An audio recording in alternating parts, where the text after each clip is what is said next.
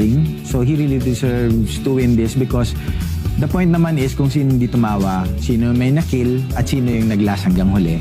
So it's Chad Kinis. So congratulations. Ang alam ko lang, napatawa ko si Empoy. May isa akong pangarap na gusto kong matupad.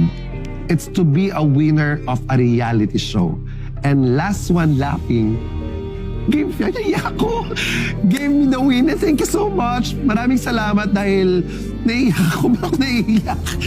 Dito ko kasi napatunayan sa sarili ko na kahit pala isang komedyante na katulad ko can have this kind of determination and motivation.